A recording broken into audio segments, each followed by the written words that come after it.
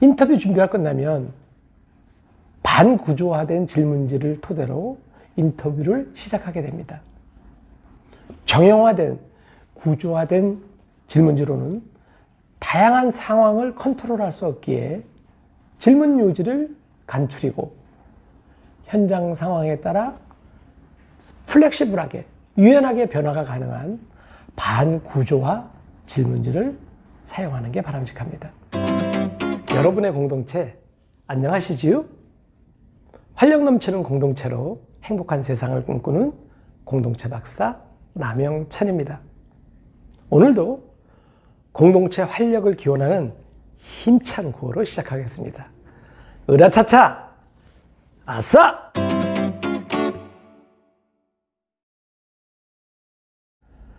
지난 편에서는 공동체 활력 코칭 모형 첫 번째 단계인 분석 단계의 4가지 코칭 항목 중 선행연구조사와 전문가 면담 2가지를 집중적으로 살펴보았습니다.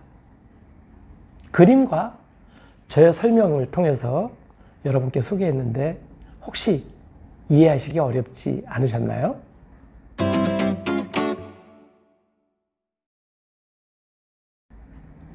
우리가 공동체 현장에 가서 무엇인가 조사하고 분석하는 단계부터 활동이 시작된다는 점은 제가 여러 차례 강조의 말씀을 드렸습니다.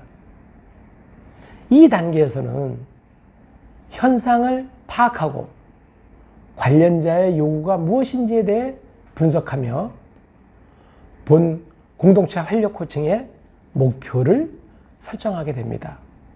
이 분석 단계의 코칭 항목으로는 첫째, 선행연구조사를 하고 둘째, 전문가를 면담하며 셋째, 핵심 그룹을 인터뷰하고 마지막 4번째로 키맨 심층 면담 이렇게 구성되어 있는 거 이제 다 기억하시죠?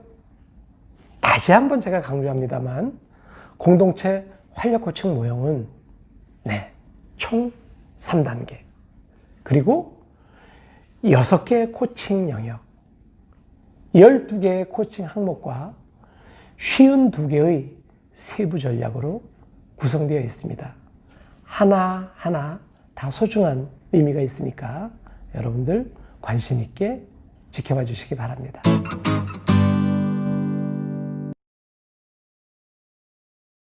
자, 그러면 오늘은 공동체 활력 코칭 모형 중 분석 단계의 4가지 코칭 항목 중 남아있는 2가지 항목에 대해 설명드리겠습니다. 그 2가지는 핵심 그룹 인터뷰와 키맨 심층 면담입니다. 일반적으로 농촌에는 개발위원, 어촌에는 대의원이라는 핵심 리더 그룹이 존재합니다.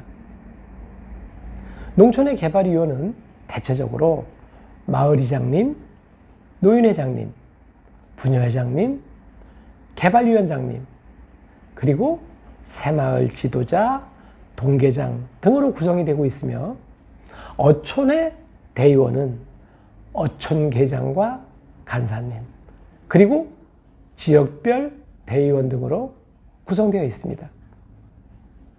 이분들이 바로 그 지역 공동체의 오피니언 리더 그룹이라고 보셔도 무방합니다.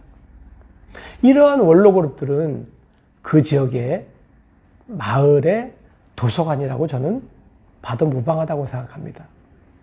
웬 도서관? 왜냐하면 이 원로 그룹 그분들은 머릿속에 공동체에 관련된 그 지역의 정보를 많이 가지고 계시고 주민들과 부딪히면서 경험으로 쌓아왔던 많은 지혜를 마음속에 담고 계시기 때문에 저는 그분들 한 분 한 분을 그 지역 공동체의 작은 도서관이라고 생각합니다. 여러분 동의하시죠? 자, 이제 핵심 그룹 인터뷰를 할 때 맨 먼저 현재 공동체의 넘버원이라고 할 수 있는 마을 이장님과 접촉해서 핵심 그룹과의 미팅을 요청하게 됩니다.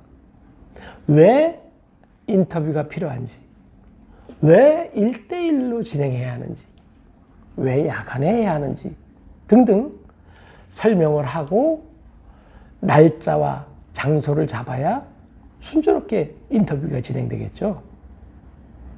앞서서 제가 설명드렸다시피 인터뷰 시간은 마을 어르신들이 가장 편해하는 시간, 경험상 식사하신 다음 시간입니다. 농촌은 또 어촌도 마찬가지입니다만 저녁 식사를 일찍 하시니까 대략 한 7시부터 인터뷰를 시작하시면 별 무리가 없습니다.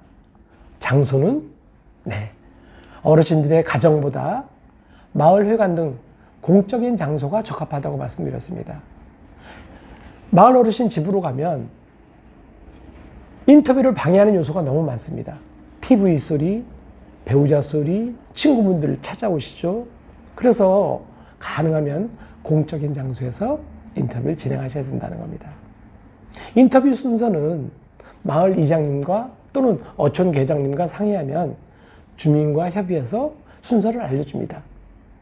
그러면 저희는 이제 인터뷰 당일 약속 시간보다 10여 분 정도 일찍 도착해서 인터뷰 대상자를 기다리게 됩니다. 인터뷰 대상자를 마주치면 이장님에게서 전달받은 인터뷰 명단을 이용해서 조남을 확인하고 인터뷰가 시작되게 됩니다. 이때 녹음 장치를 보여드리고 이 녹음은 인터뷰한 내용을 녹음하는 것은 마을 연구를 위해서 소중한 자료로만 활용하지 그 이외의 것으로 절대 사용하지 않겠다는 그런 비밀 보장, 그런 어떤 각서와 함께 전달을 해서 마을 어르신들이 녹음에 대한 불안을 떨쳐버리게 도와드려야 됩니다. 인터뷰 준비가 끝나면 반구조화된 질문지를 토대로 인터뷰를 시작하게 됩니다. 정형화된, 구조화된 질문지로는 다양한 상황을 컨트롤할 수 없기에 질문 요지를 간추리고 현장 상황에 따라 플렉시블하게, 유연하게 변화가 가능한 반구조화 질문지를 사용하는 게 바람직합니다.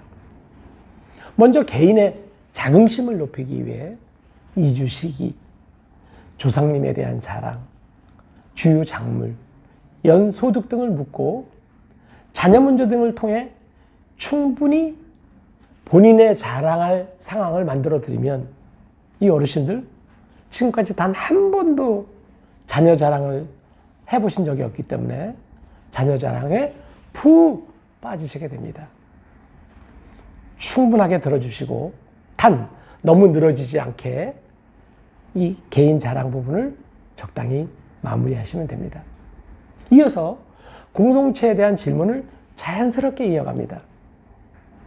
이때 공동체에 인터뷰하시는 분의 역할, 노인회장님이다, 부녀회장님이다, 어떤 역할을 하시는지 질문을 던지고 역시 마을 자랑에 대해서 질문을 합니다. 개인적인 질문, 마을에 대한 자랑, 이렇게 본인의 자긍심이 높아진 상태에서 그 마을에 전설이 있는지, 유적지는 뭐가 있는지, 자랑거리가 있는지 스토리텔링 할 수 있는 소재를 질문하고 이것이 끝나면 이제부터 본격적으로 질문에 들어가면 됩니다. 개인 자랑, 마을 자랑 등으로 분위기가 훅 하고 달아오르면 이제 정말 궁금했던 본론, 우리 공동체는 어떤 문제가 있을까요? 라고 질문하게 되는데 만약에 이 질문에 즉답을 꺼리시는 경우가 왕왕 있습니다. 왜냐하면 문제에 대해서 얘기하는 걸 그렇게 쉽게 수락하지 않으시거든요. 이럴 때 여러분들이 지난 편에서 저와 함께 다루었던 전문가 면담, 즉 지방자치단체 공무원으로부터 힌트를 얻었던 이 공동체의 문제를 슬쩍 흘려가면서 문제에 대해서 요구를 하면 아주 쉽게 답변이 이어질 수가 있습니다. 경청하고 맞장구 치고 칭찬을 이어가면 어느새 인터뷰가 시간이 길어지고 내용이 깊어지게 마련입니다. 이렇게 장황하게 답변을 이끌어낼 수 있다면 여러분은 성공적인 인터뷰를 하고 있다고 보시면 됩니다. 겉만 개미 쳇바퀴 돌듯이 겉만 맴도는 그런 질문과 응답이 아니라 진솔한 대화는 장황하게 늘어질 수밖에 없습니다. 일단 인터뷰가 시작되면 어르신의 답변 내용을 토대로 좀 더 깊이 있는 질문을 순차적으로 진행하시면 됩니다. 인터뷰를 진행하다가 예를 들어서 마을 주민의 이기심을 주제로 이야기한다면 구체적인 사례가 있어야 되겠죠. 그죠? 그래서 어떠한 경우에 가장 심한 이기심을 느꼈는지, 본인이 생각할 때 이 이기심을 극복할 수 있는 해결책은 도대체 무엇인지, 이렇게 꼬리에 꼬리를 무는 이러한 질문 방법을 통해서 답변을 이끌어내면 저희가 원하는 소정의 목표에 달성할 수가 있게 마련입니다. 마지막으로 지금까지 질문에 성실하게 답변해 주신 점에 대해서 반드시 비밀 보장을 해드린다는 점, 그리고 이렇게 늦은 시간에 인터뷰에 응해 주셨다는 감사하다는 점에 대해서 인사를 드리고 인터뷰를 마치면 되겠습니다.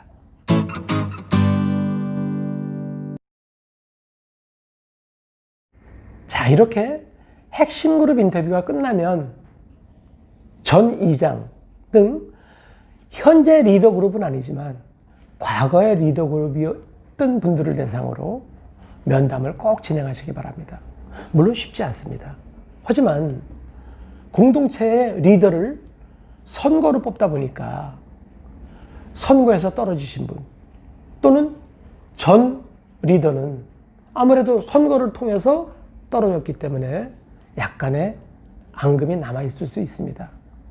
반면에 이런 분들이야말로 좀 더 객관적인 상황에서 공동체의 문제와 해결 방안을 제시할 수 있기 때문에 이런 분들에게 도움을 받는다는 건 아주 중요한 수단이 될 수 있습니다. 이럴 때 더 따뜻하게 다가가서 진심으로 도움을 요청하면 잘 도와주시더라고요. 물론 어떤 경우에는 이런 분들이 입을 닫고 어떠한 정보도 전해주지 않으시겠다고 하는 경우가 있습니다. 존중해 드려야죠.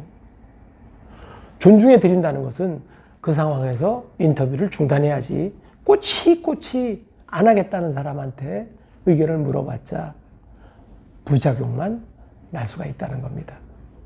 만약에 이렇게 전 이장님과 같은 이런 키맨 면담이 이루어진다면 아주 바람직하고 이 진행 방법은 핵심 그룹 인터뷰와 동일하게 진행하시면 됩니다. 오늘은 공동체 활력 코칭의 3단계 중 첫 번째 단계, 분석 단계의 코칭 항목 중 핵심 그룹 인터뷰와 키맨 심층 면담에 대해 설명드렸습니다. 여러분이 실제 현장에 나가서 활동할 때 참고하셔야 할 사항을 위주로 말씀드렸는데 오늘도 남영찬 박사의 노력이 여러분에게 조금이라도 도움이 됐다면 좋아요와 구독으로 응원해 주시면 감사하겠습니다.